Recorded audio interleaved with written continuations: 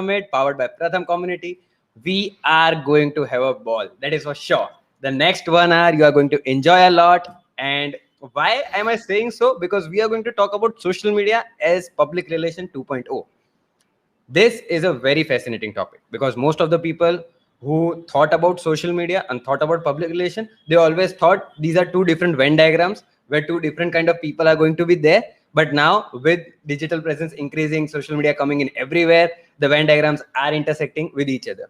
I'm going to explain about what Alex has done, his background in a bit, but let us wait for other people to join in. Until that time, let me show you a video. Okay, let me do my screen share. Let the graphics go away. And here we are. Okay, so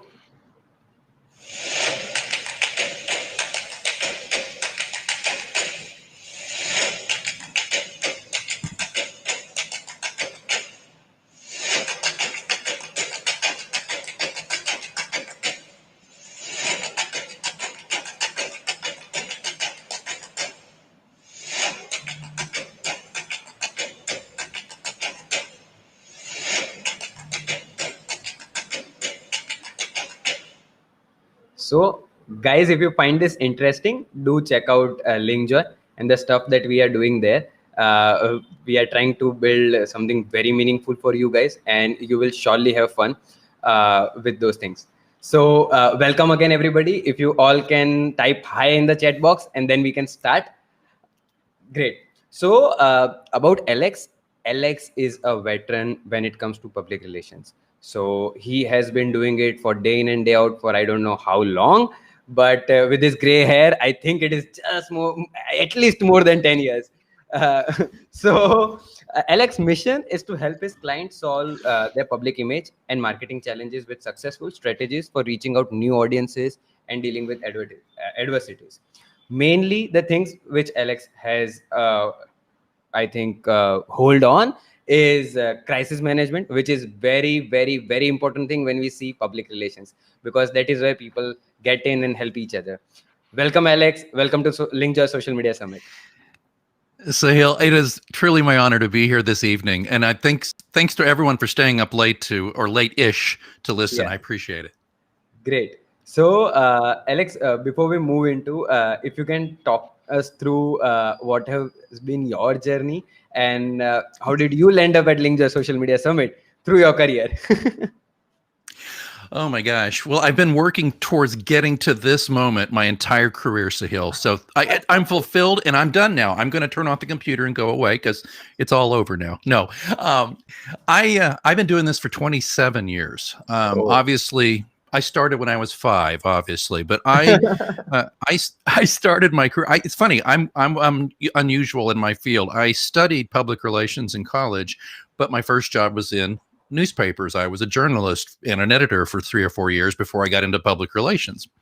And I worked in public relations, whether it be for nonprofit organizations, corporations, higher education institutions. I did all that for about 22 years. And then my last real job, I was a TV executive and decided, you know what, I want to run my own shop. So I've run my own consulting firm for 11 years now. And I've focused on social media strategy, public relations, and crisis communications.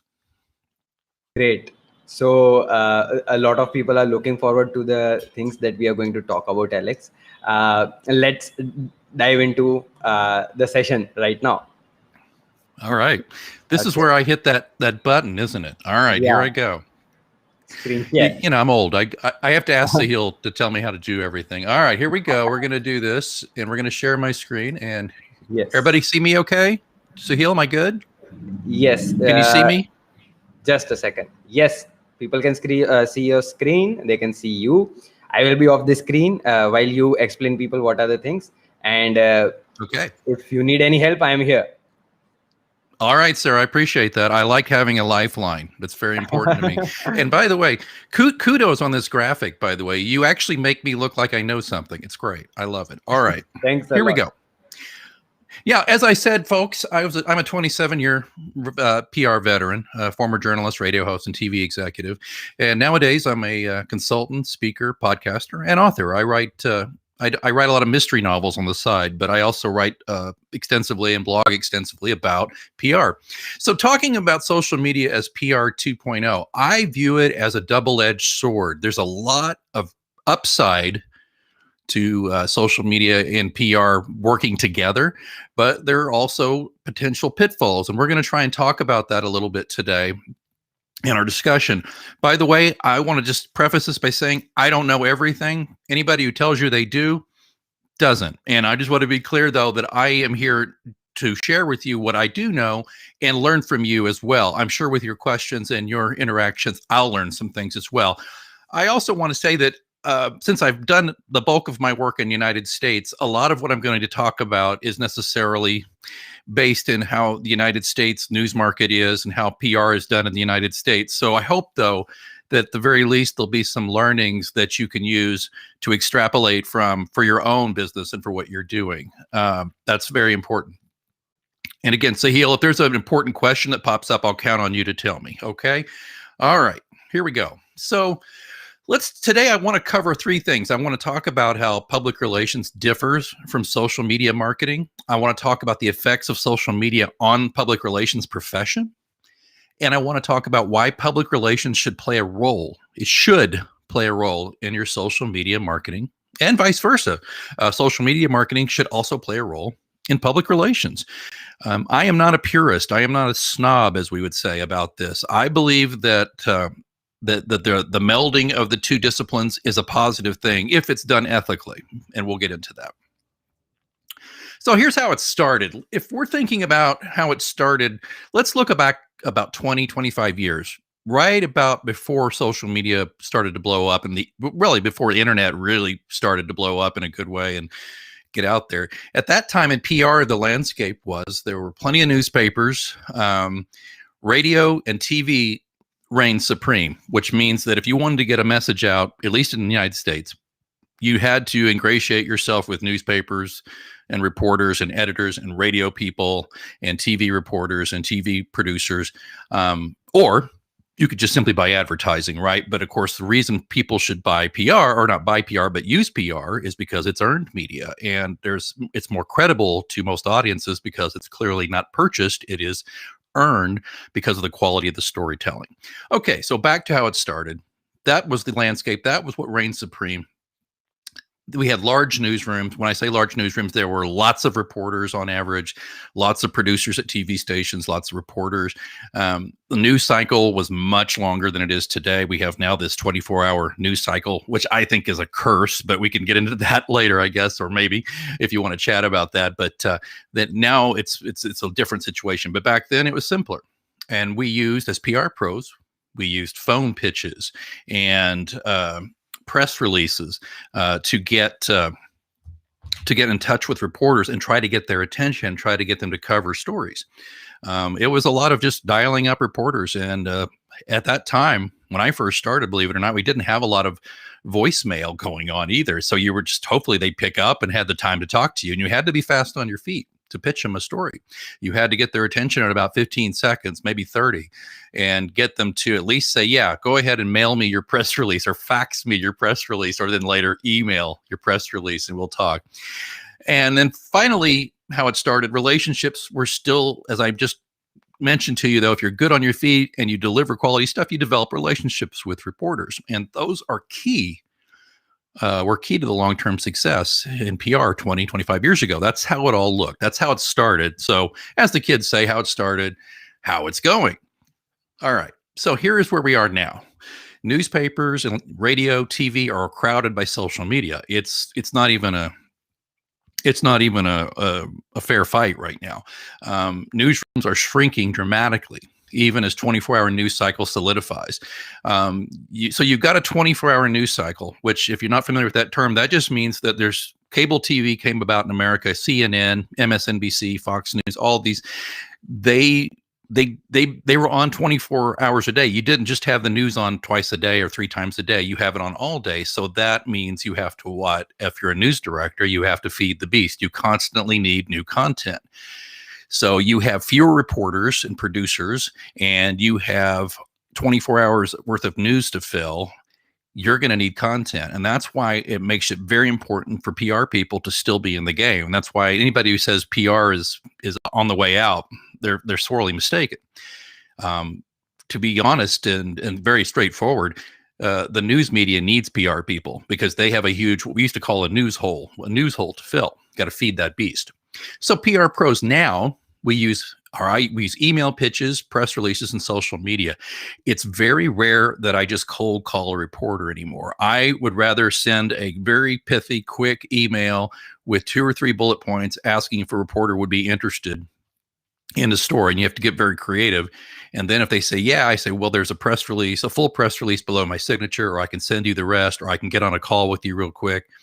And of course, we're going to talk about this today. I also use social media to maintain relationships with reporters and pitch them. So obviously, relationships are still key to long-term success, but traditional media is paradoxically less important. So what I love about this is when we're going to talk about is that while the traditional news media is still crucial to your efforts to build awareness and to eventually increase market share and sales, you also have to develop those social media muscles that most of you are so adept at. I mean, I know you would not be at a social media conference if you were not really good or really interested or very motivated to use social media. So it's a double-edged sword, as I said.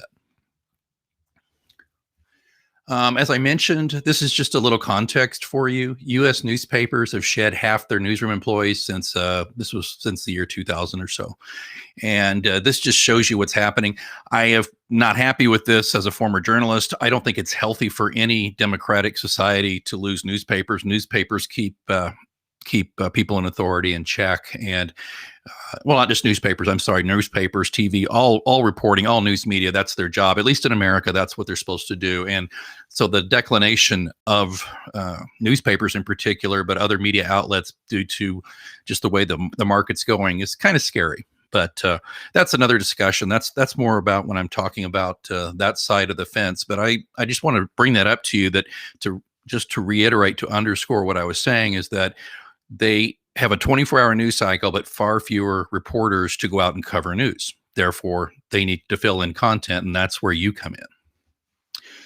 Just to Charles Sennett here, just noting this, that this was very recently, 2,000 newspapers have completely shut.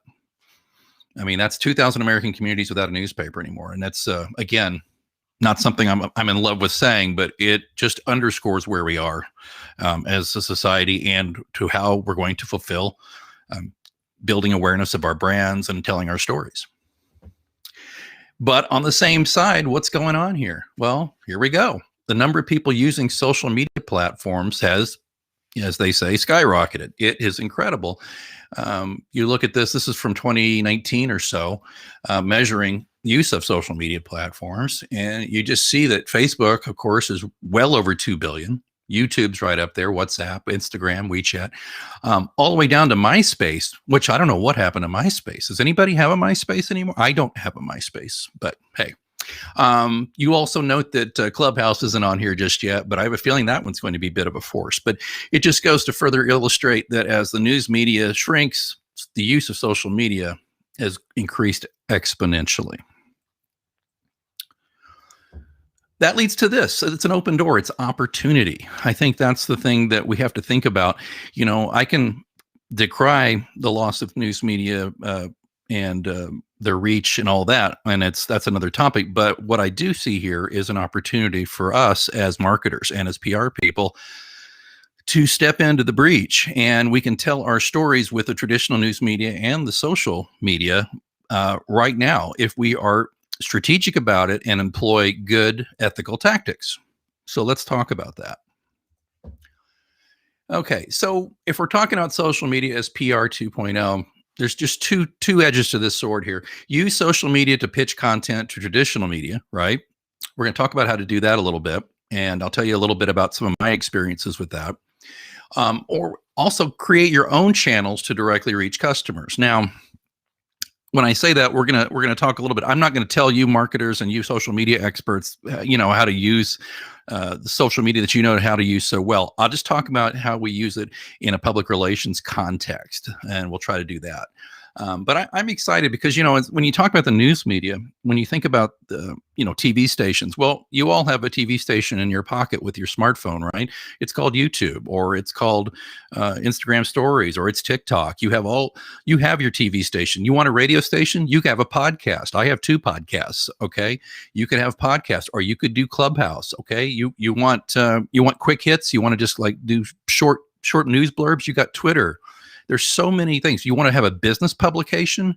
You've got a business publication right in your pocket too. It's called LinkedIn. This is how I met Sahil. I think this is how Sahil found me. And this is a great thing. So you have all of this news media in your pocket. And what I'm challenging you to do as marketers and as social media practitioners, I'm challenging you to think about your social media just at least for the purposes of this conversation. Think about your own social media channels as news outlets. Think about them the way a reporter or an editor or a producer would think about it, right? Can we all kind of put that hat on for a second? And let's think about it that way. So that's kind of the context we use talking about this. I know it's an old thing to say the SWOT analysis, right? But I'm into SWOT analysis to talk about strengths, weaknesses, opportunities, and threats. So let's talk a little bit about the strengths, first of all, of using social media as PR 2.0. The strengths are really obvious, right? We speak directly to the customers. There's no gatekeeper. There's no filter. You don't have to, with social media, you create your own news channels, as I said, and you are going directly to them. So it's incumbent on you to still have standards and be ethical and truthful, because you don't have that filter, but you also don't have that check on things. And so it's important that everything we put out via social media, it meets those standards. There's numerous platforms, as I mentioned, to find people where they are. I'm an old guy, as Sahil was so kind as to mention, and when of course, older people my age apparently are big Facebook fans. I'm not really. I don't love it, but people more in my cohort like Facebook. So if you want to reach people my age, my strata, you're going to go to Facebook, or at least you're going to have a presence in Facebook. And same thing, you can look at all the demos for each area. I have a 12-year-old daughter who loves TikTok. Well, she has to teach me how to use TikTok because it's just not my thing, and that's probably a good thing that I'm not on TikTok. So you find people where they are. Social media obviously encourages a conversation. You're not just broadcasting, right? That's the whole thing that I think our Emmanuel, previous speaker today, Sahil, was talking about. And I think they both were discussing how on LinkedIn, when you connect with somebody and the first thing they do is DM you and try to sell you on something, right? That's broadcasting. That to me is not really engaging in a conversation at all. That's just dressing up broadcasting as social media, in my opinion. I just don't like that very much. I don't know if you do either, but you take a chance on somebody who's kind of in your outer network and you think, oh, okay, they seem interesting. They want to connect. That's great. And then they do. And what do you get? 2 seconds later, a DM saying, hey, buy from me. Let's set up a meeting. Let's do this. That's not how business works in the real world. I don't know why people think it should work online that way. You need to sell actively, and I'm telling you stuff you already know here, but if you want to sell to people, the first thing is they're not just buying a product, they're buying from you. They're buying you as a person. Do they like you? I mean, by and large, I never try to even give a proposal to a client till I've met them, even, of course, now it's over Zoom right now, but until I've met them, till I've discussed what their needs are, I find out what their goals are. I don't even think about trying to give them a proposal or give them the hard sell until we have a human connection, right? That's what I love about social media when it's done right. You're connecting as a human being. Other great thing about it, of course, it's more measurable than PR. I'm bane of my existence as a PR person, folks, is there's a lot of very, most C-suite executives, chief executive officers, chief financial officers especially, they're very numbers driven. And when they talk to me about a PR program, they talk to me about a campaign, they're like, I want to see the ROI on this. What's the return on investment?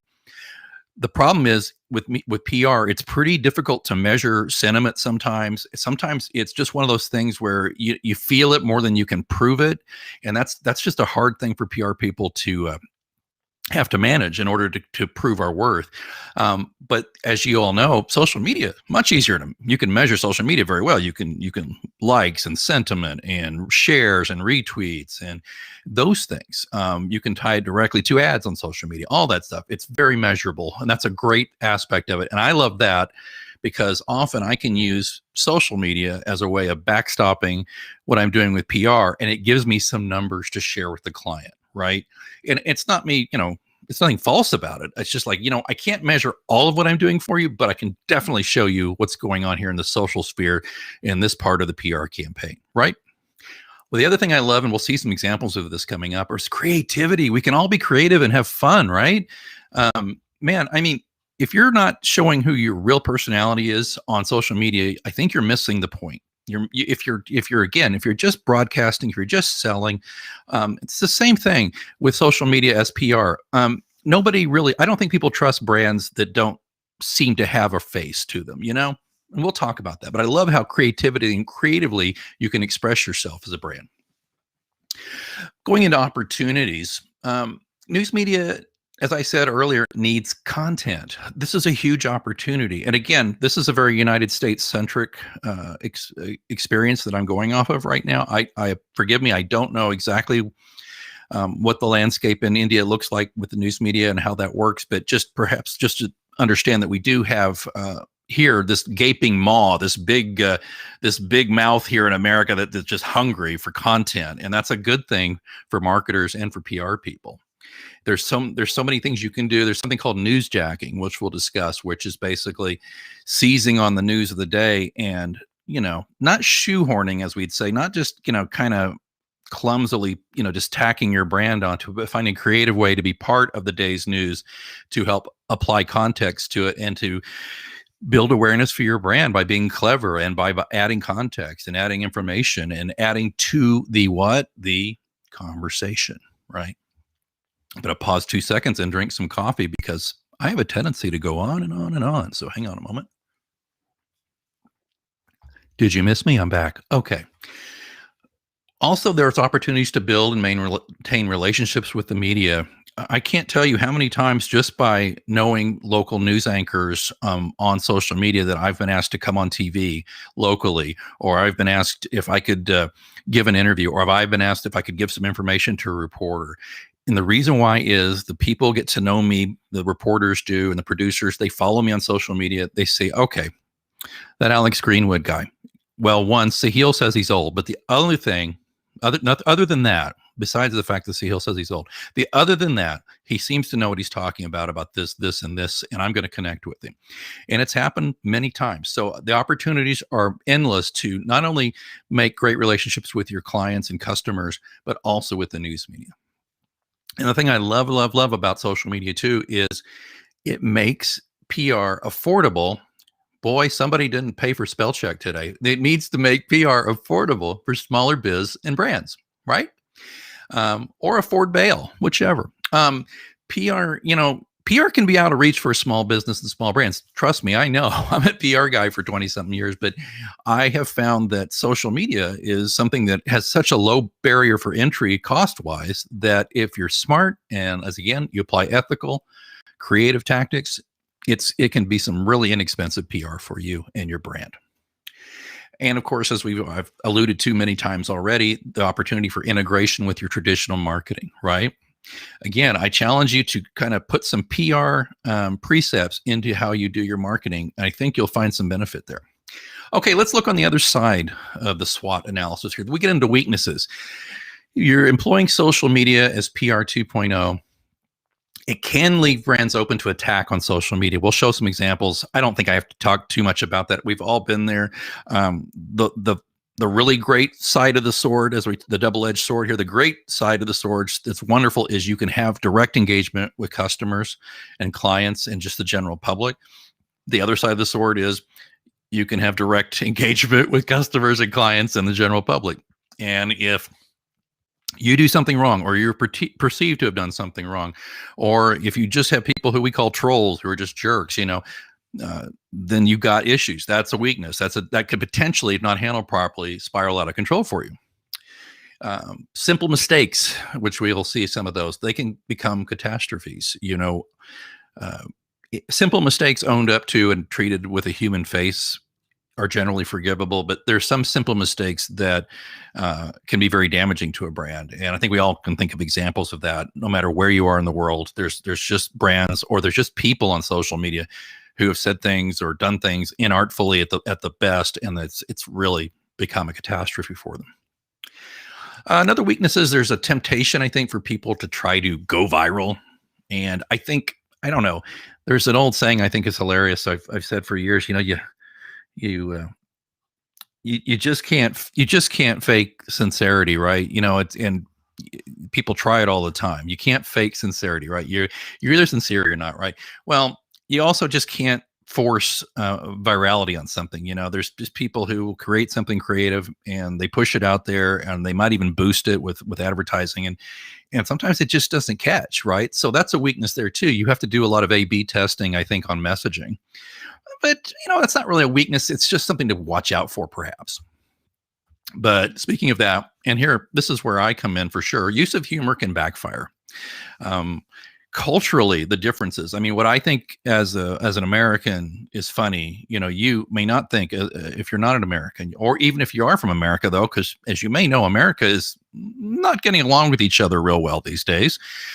What some people in my part of the world think is funny, or people in my tribe, as we say, think is funny, somebody on the other side doesn't. And there's a lot of that. And it's a really dangerous line to walk for brands, because, instead of trying to tell your story by trying to be funny, if you're not careful, you can become the story by having it backfire on you. And so there's all that. And again, I know you folks have seen plenty of that in your day. But hopefully not from yourself, but just your competitors, right? Just your competitors. Then we get down to threats. Customers can fire back. If customers want to go after you, we've all seen this. Twitter is really bad about this. Twitter mobs can just go after brands and people. Or if you've done something, or let's say you run a retail operation, you have a store and you sold somebody some shoes. Okay, let's say you're a shoe store, and the person takes them out running, and they get a couple of kilometers down the road running, and the heel, separates or something. The shoe starts to fall apart. So what do? Half the time, people are not going to just, oh, well, or just return it to the store. A lot of times people are going to take that little news media box out of their pocket called a smartphone, and they're going to post pictures on Twitter or on TikTok or wherever saying, wow, Alex's shoe store is terrible. Look at what they sold me. This thing fell apart, all this stuff. So customers can fire back. That can be a threat. That's where you have to really have a means in place and methods in place to deal with this sort of thing. As I always tell my clients in the crisis communication sphere, if you have a reputational crisis online, you've got to do everything you can to gracefully move that conversation offline. You've got to get people offline. You've got to say, can you DM me your details so we can phone you, or we can email you, and so we can talk to you and make this right. You've got to get it out of that, because the longer that picture of the shoe that's fallen apart is out there and people pile on, it can get out of hand pretty quickly. So that's a threat. Also, social media, and I know this because I used to manage communities. I did it for a few years. That's why, Sahil, I have this gray hair. Thank you, sir. As managing, a lot of you do this. You manage social media accounts and communities. It's a 24/7 enterprise. You are 24 hours a day, 7 days a week. You are customer service, which, when you think about it, when I think about when I was, worked a few retail jobs when I was younger, you had customer service while the store was open. Well, nowadays, with the 24-hour, not news cycle, but the 24-hour just cycle of life, and how the internet has brought the whole world into one conversation, you're basically on customer service duty 24/7. You can set parameters, but still, you've got to be monitoring constantly, and for threats, you got to monitor to make sure nothing's getting out of hand. You've got to monitor too, if you're the supervisor, you've got to monitor to make sure your social media community members are doing the appropriate things. And you got to make sure somebody didn't have a bad day and say the wrong thing to a customer that could get out there and get out of hand. So there's those threats. Other things are fairly obvious. Larger brands can overshadow the small brands. It's tough. even if you've carved out a very nice niche for yourself where you are, the larger brands, they can afford to, make a bigger splash. They can afford to advertise and push it out there and have larger followings. So that can be a threat too, especially if you're a small brand trying really hard to go up against a larger brand. I was mentioning ethics a little bit, and that's where I talk about the potential for misinformation. I think that it's incumbent upon us as marketers and as storytellers and as PR people to make sure the information we put out is correct, factually correct as possible. That we do not do cynical things like maybe just assume one thing that's pretty patently not true to try to get our point across. You see this a lot politically. You see this kind of thing, but it creates misinformation. There's been a lot of that with COVID. Definitely in the United States, there's a lot of misinformation pushed out on social media about mask use and about vaccines. And it's not just messing around people's livelihoods. It's messing around people's actual lives. People are dying because of misinformation. So I'm a pretty big stickler on ethical use of information that you share. And that means if your product, if you are that shoe store, you say, this is a great running shoe, you're going to love it. You got to make sure that it's not the shoe that's going to fall apart and maybe get somebody hurt, right? So same thing. And again, I was talking about ethics. Unethical behavior will destroy your credibility eventually. And I'm, by the way, not accusing anyone of unethical behavior. I'm just saying, though, that it's very tempting sometimes to kind of take shortcuts and to maybe make claims that aren't 100% true. And eventually that stuff catches up to everybody, Again, I know you folks listening today would never do that, but those are some of the threats. So that's your SWOT analysis for social media as PR 2.0. You've got your strengths, weaknesses, opportunities, and threats. I happen to think that it's worth it. Because if you look at it too, there's this different style here, right? Public relations as a medium is more passive. And some people say, well, that's not true, Alex. Public relations is not passive at all. You're actively sharing information. Yes and no. We're sharing information, but we're really technically still what? Broadcasting. So let's say I get a reporter to look at my press release and print it, or at least do a story about it, the subject matter. That's great. But we're still what? We're still broadcasting stuff out. It's great. It's third-party credibility that you want. It's earned media. That's great. But it's passive. And what I mean by that is social media, in contrast, as we all know, is interactive. It's a conversation. It's an engagement, or it should be. It's one thing I love about social media is I've met so many interesting people. People who, as a 25 years ago, I would never would have dreamt I would have engaged with on any level. And now I'm swapping tweets with people occasionally who are just huge influencers or famous, or just the most interesting people who I never would have met, a lot like yourselves. And that's because of the interactivity and engagement of social media. So if you put together the excellent storytelling skills of public relations practitioners with the incredibly dynamic, strategic, and tactical brilliance of most social media professionals, you've just got a juggernaut of things that are at your, the world could be your oyster. Just saying. I want to show you some examples. This is just some fun stuff that's done, and I love that. Not only is it fun social media, but it's newsworthy. And I'm sorry if it's a little fuzzy, but basically that's a giant Amazon box on the back of a flatbed trailer. I mean, that's huge. And this was on the freeway. You can read, but basically in 2018, Amazon drove a gigantic box with air holes around Los Angeles in a marketing campaign for the film Jurassic World. That's the big dinosaurs and all that stuff.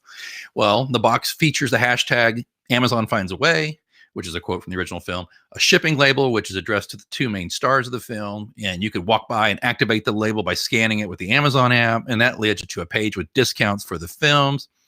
And they also tied it in with their Alexa app, all this stuff.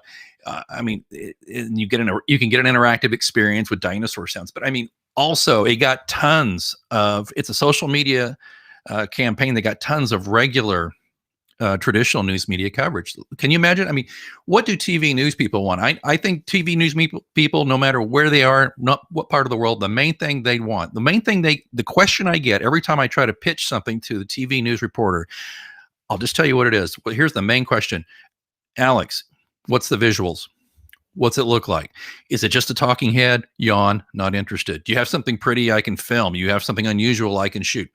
Years ago, I don't have a picture of it, sorry, but years ago, I was the public relations and marketing director for about a 50,000 person Independence Day celebration here in Kansas City, Missouri, where I live. That's right in the middle of the United States. And it's on the river. It's really fun, big fireworks and all that stuff. Well, the Warner Brothers was back when the Christopher Nolan, Christian Bale Batman movies were out.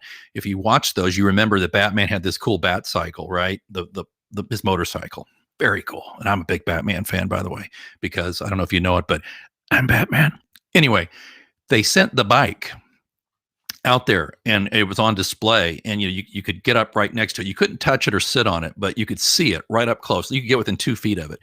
Well, I called the local news and I said, you're going to get out here if you want to see the bat bike. And I mean, we have 4 local stations. I had 3 out of we have 5. I had 3 out of the 5 show up because of the bat cycle, right?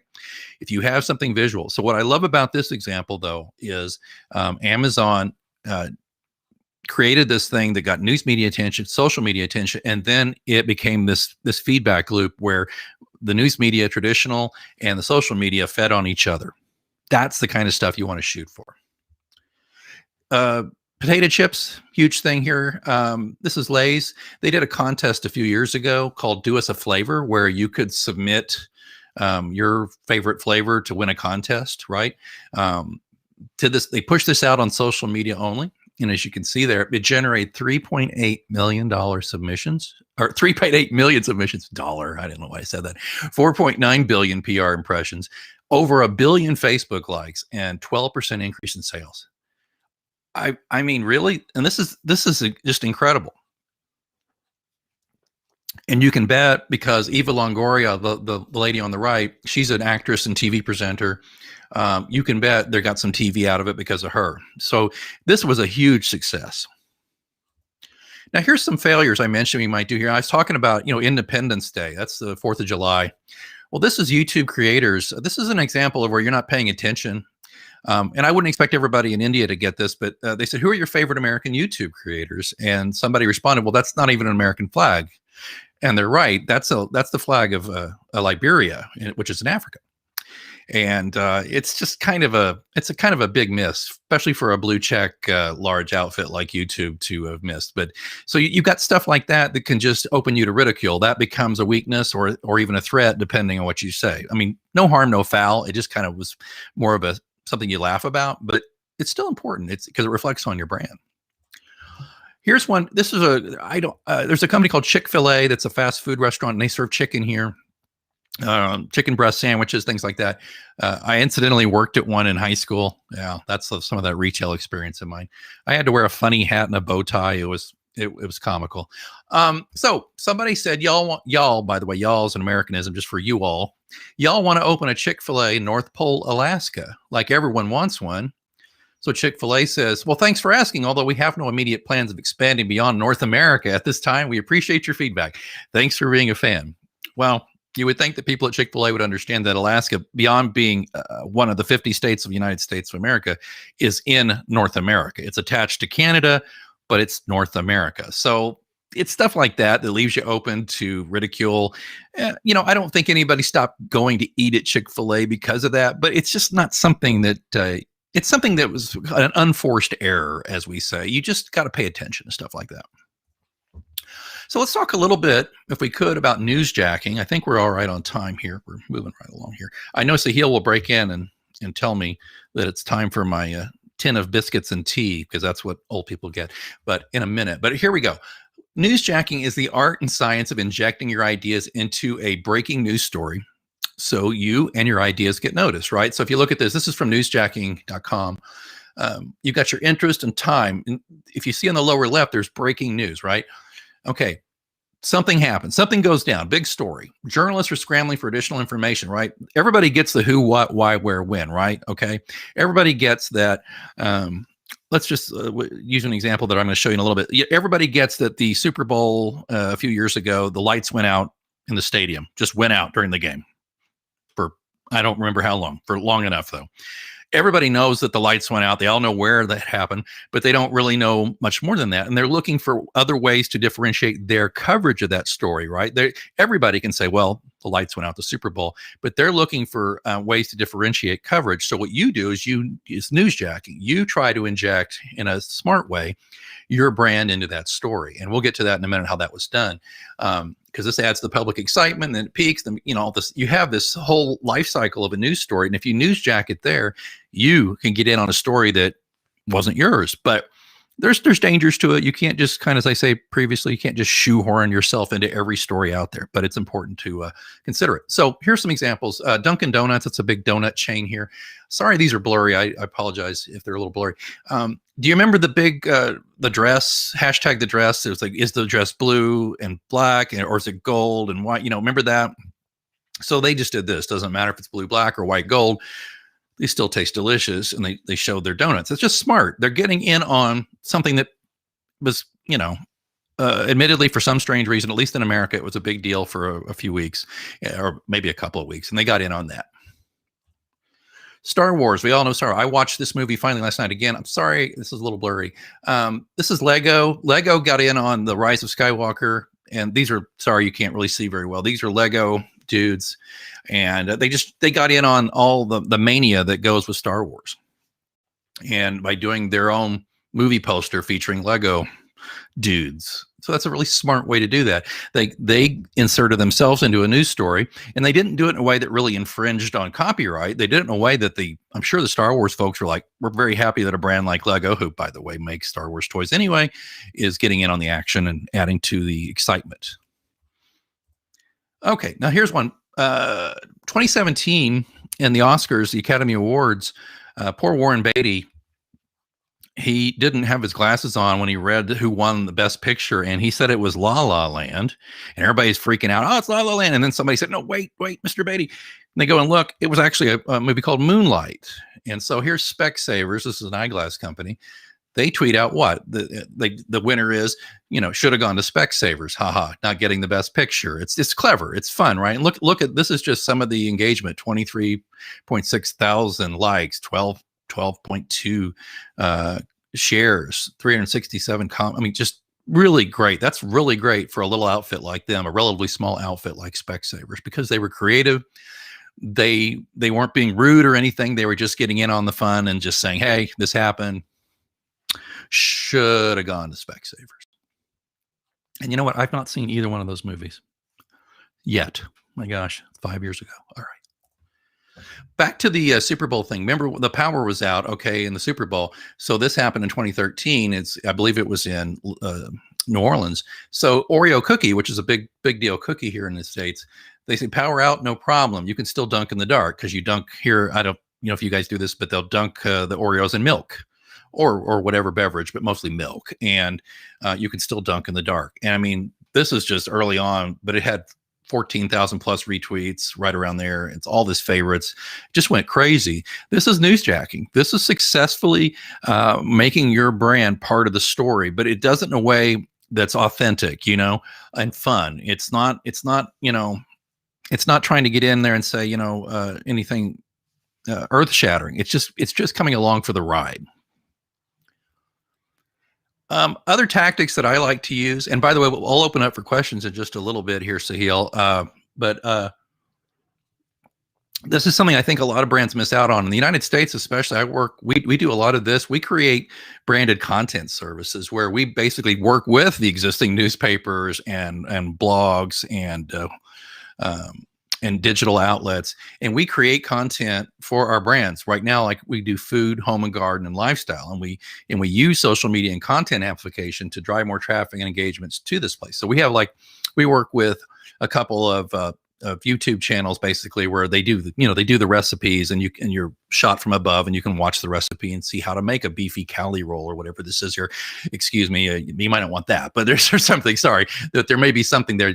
Those kind of recipes. There's thousands of recipes available, and then they have different kinds of premium releases and stuff that's camera ready to go to a newspaper, or camera ready to go to or ready to plug into a blog or a website. It's all right there.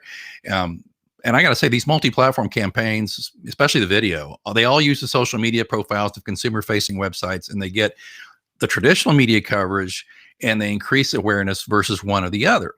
It's just everybody wins. And so we as an agency produce a lot of this kind of content and make that available. And we charge clients for that, to create that, and then we put that out to a network of about 4,000 outlets in the United States. And it usually gets a really nice engagement.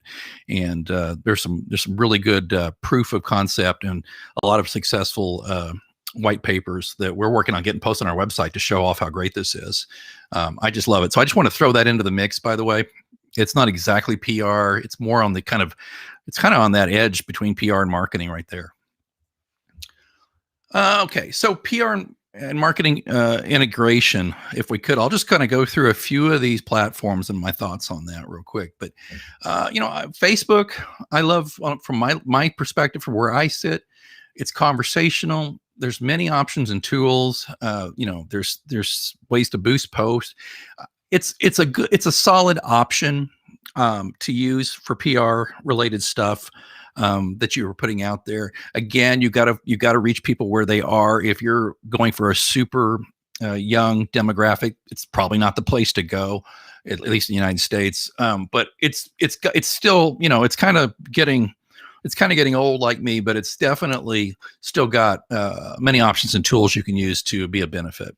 I would not say it's a place to pitch to the media, though, and that's kind of what we're talking about here a little bit. It's probably not a place a lot of reporters are hanging out, but you could try out. Your mileage may vary, as we say. I like Twitter a lot, especially when I'm working with trying to get the attention of reporters and media influencers. It's quick messaging because nobody has time to read anything really long. Too long, didn't read, right? But on Twitter, couple of hundred characters. Everybody has time for that. You can do hashtag campaigns, which of course is just the digital version of raising your hand saying, hey, I've got something to say, check it out. And you can of course put links as well. Something that Sahil and his team have done a fantastic job of with this conference is just how he's, from what I understand, made this happen with social media. It's just incredible. And using things like Twitter and LinkedIn in particular. Speaking of, this is the place where I'd go to reach reporters if you're going to pitch them. And if you want to kind of make sure your brand has a credible presence, this is where blogging on LinkedIn and posting on LinkedIn and creating engagement on LinkedIn with influencers and reporters is a good idea. In fact, if you said, Alex, what is the one social media outlet or platform you would use to try to reach reporters? This is it. I'm very, very bullish on LinkedIn. I think it's very, very good for all of that. You're going to find the people, you're going to know. It's a lot easier to speak with them, it seems, because I think that reporters and producers and influencers realize that if you're on LinkedIn, you have a degree of seriousness, and I'll tell you why. One of the reasons is because you have to verify who you are. You cannot be an avatar. You cannot be, on Twitter, it's a very toxic environment to a large degree, but because people can often be faceless and they can use a different name. On LinkedIn, you are who you are. You cannot sign up for LinkedIn and get an account unless you prove who you are. So I think reporters are much more likely to answer a DM if you're pitching them, or if you to go on their page, if they posted something and you comment on something, they're gonna take you a lot more seriously. So keep that in mind. I happen to think, as an aside, I'm a big fan of Professor Scott Galloway. If you don't know who Scott Galloway is in the United States, he's an NYU professor. He does a podcast called The Prof G Show. Scott Galloway. If you can't find him or you forget later, just let me know. I can help you track him down. But he's got a great idea for Twitter. He thinks Twitter should go to a same model as LinkedIn. You have to be verified to have an account. He says he thinks that a lot of the toxicity on Twitter and a lot of the nastiness that you may see on Twitter will go away, and that positive engagement will go way up if we could just make every account verified. You got to say who you are. You got to, put an actual picture of yourself as an avatar, that kind of thing. I love that thought. He also has some great thoughts on how to monetize it, but that's another discussion. Instagram, great quality stories and photos, the simplest means of engagement, because not everybody has time to read, as I said, but everybody has time to scroll through pictures, right? And you can get as clever as you want to be on Instagram with stories and with pictures. Podcasting, it's not talked about a lot as a social media, but it is. I've been podcasting since 2006. And again, I do 2 shows right now. This is how you reach niche audiences, and you can effectively do this. And what I love about podcasting is you create intimacy. Just like right now, I'm talking to you, and I'd like to think you think, okay, I got a good idea on who this guy is. Now, that doesn't mean you like me or not, but at least you know who I am. It creates intimacy. It creates a way for you to express your humanity, and that's what I like a lot about podcasting. And I recommend people consider it. As I said, I've been doing it off and on since 2006, and it seems like everybody has a podcast now. Kind of like 10 years ago, everybody decided they had a blog too, but still, the cream will rise to the top. Okay, speaking of that, all the fun of podcasting without the headaches, right? That's Clubhouse. I'm on Clubhouse at @Greenwood. Follow me there. I'm going to be doing some stuff on there. I'm just kind of feeling my way there. How we'll use it, I'm not sure on PR level, although I'm starting to see more and more influencers, and I'm starting to see options and opportunities where I can put my clients on Clubhouse because they're experts in their field, and we can have them use that. So there's a lot to be said there. And I know we're getting close on time, so I'll move along here. We'll get to questions here in just a second. But it's all about the beauty of integration. I mean, you got a news story, you share it on social media, that builds awareness, which of course usually will build sales, right? And then it can go the other direction too, though. You make more sales, and people are excited, and they share about it on social media, and that builds awareness, and it can get you news stories. There's just so many ways that if you integrate your marketing and you integrate your PR and you do it in a clever way and you do it in an efficient way and an ethical way, the sky's the limit. It really is. Okay. Do I get points for putting a cricket picture? Okay. Should you ask reporters to check out your story through social media? Yes and no. Okay. Here's my thoughts. Pick the right place. As I alluded to earlier, I pitch on Twitter or LinkedIn. That's about it. I don't pitch on Facebook. I don't pitch otherwise.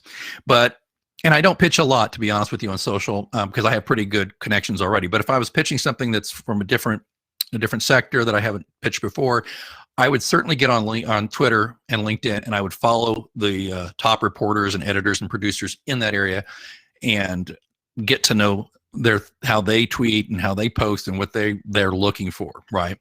And then that's where you establish yourself. You got to demonstrate you know what you're talking about on your social media post. Just as I said earlier about how annoying it is when you get on LinkedIn and then you accept a connection and then they start selling to you. There's nothing worse too than, let's say, oh, I know that reporter X is on Twitter. I'm going to join Twitter today and pitch him tomorrow. Well, you do that. You've got 2 followers and you haven't got a track record on Twitter of posting anything about anything. Why should a reporter talk to you? They won't. But if they see that you've got a few hundred or get into a few thousand followers and you've got a track record of obviously, thoughtful tweets and things like that, they're going to be more likely to talk to you. And that's worked for me. Use hashtags properly. I really, there's newsjacking, but then there's also just news hacking. And that's a little different. And, don't use a hashtag that has little or nothing to do with the subject. It's really not cool, I guess, is what I'm saying too. If you're talking about cars, to maybe, hashtag like Tesla on that or something, when you're not really talking about electric cars at all. You're just talking about maybe something anodyne about cars. Like maybe you're talking about, automatic transmission or something. I don't know. I'm sorry. It's not a great example, but make sure the hashtag is in line with what you're actually talking about or linking to. Big deal on following and paying attention. Reporters notice when you pay attention to their posts and retweet and share with no expectation of reciprocity. I got followed by a reporter on 60 Minutes recently. He's one of the top journalists in the United States. I think he's still following me. I hope he is. But it was after 2 years of me retweeting a lot of what he said, interacting with him a little bit. I read his book. I posted a picture that I read his book. Now, some people might say, well, that's kind of, obsequious. It's not really. I enjoy what he puts out. I enjoy his content. And then he looks and he realizes, hey, that guy, He gets it. He understands where I'm coming from. I'm going to go ahead and follow that guy back.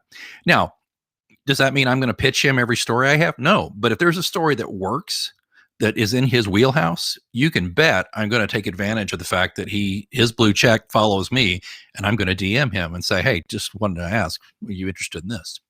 That's goes right into the next one of building relationships. Be consistent, credible, and helpful. It pays off. And like I said, be sure to reshare the story they did on your brand. This is one thing that drives me crazy. I used to as a reporter too. If well, not back when I was a reporter because we didn't have social media, but my point being, if somebody does a story about you on the TV, they do a TV story, go find it. Y'all know this, right? If it's on YouTube, great. Reshare it. Try and embed it on your website. If they do a digital story, share that, tweet that out, talk about that. Thank the reporter. Believe it or not, they don't get thanked very often. Thank you, Steve, for a great article about our new hair salon, and tag them. Trust me, they are looking for clicks right now as just as much as you are, reporters, because they're trying to justify their jobs and their content. So when you thank them and you retweet them and you reshare, you're doing them a solid, as we say here. And be yourself. I hope you can glean from the way I speak with you. I am who I am. I'm too old to change. And this is how I am on social media. I'm kind of goofy, but I'm open-hearted, and I want to help people, and I want to share information, and I want to be enlightened, and I want to tell the stories of my clients in creative and fun ways. So be yourself. Now, don't go too crazy. Don't be assumptive about people's time, but just being yourself will go a long, long way. Okay, we're wrapping up here. Moving forward, just take these things with you if you would. Social media and PR integration is vital. Good social amplifies PR and vice versa. Be careful. Watch out for those sharp swords. Be careful. For all the good it is, there is danger if you get sloppy or you get careless or something goes wrong. And then the last part, just stay human. As I said, we're all here for a very short time, and business and succeeding at business is important, but to me, it's not as so important to be at the expense of my ethics or the expense of my character or the reputation of the organizations and brands I represent. I mentioned I had a podcast, PR After Hours. It's on Apple, Spotify, Anchor, or go to prafterhours.com for more information. It's about PR. And if you want to be a guest, we love having great guests. Sahil, hint, hint, hint, hint. We'd love to have great guests to talk about what they know for PR people, marketing people, and just business, general business. One last thing, I write mystery novels, and they're available in the Amazon India. Go check them out. They're hilarious. Maybe they're hilariously bad. Who knows? And hope you keep in touch. Thank you so much. I'm ready to take questions. Great. I will stop sharing. So, Bruce Wayne, how do you feel when Ben Affleck plays your role in movies?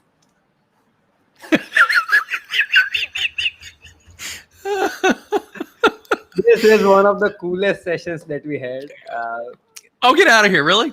I'll tell you. When I talked to Ben, I said, "Look, here's where I want you to play it. All right, I want you to be brooding and really dark, but you got to be really goofy too." He couldn't do goofy. He just couldn't do it. He was just too serious, And So anyway, I thought he did a good job, but it's probably time for a new guy. Yeah, hoping that the new guy does it better. But the Nolan movies have just set the standard so high that we are. They are so okay. Let us come back to the topic. We are running short of time, but amazing energy, amazing things. We had a very good comment there, which somebody had put up. I just want you to see this. Oh, are you really? I am at a loss for words, which is unusual. Thank you. So another one is that. So we don't have a lot of questions. I think we just have one. We will take that and we will end the session there. But wait, Sahil, are you letting me down easy? Is this your nice way of saying this was terrible and we don't have questions? Not at all. We had a great time, that is for sure, and thoroughly enjoyed the session. So we have a question. Do you think Clubhouse is the first amongst many platforms to come that are optimized for not oversharing? Many people are abandoning whole social media. Yes, no. I love this question, and I'll tell you why. Because I had never thought of it until just now. This is so true. Although I'm kind of concerned that when you thought of oversharing, it was while I was talking, so that could be a problem. No, but anyway, I'm saying this is a good point. Do you think that Clubhouse is the first among many that are optimized for not oversharing? That could be because I think people are very indulgent at times on social media. And again, listen to my podcast if you want examples of an overindulgent person. But I think this is a great point. I'm going to be honest with you, Mr. I don't know how to say your name. I'm going to explore this further, and I'm actually going to make a note of this because I'm going to talk about it on my show once I've had time to really think about it. But I think you make a very provocative point. Yeah.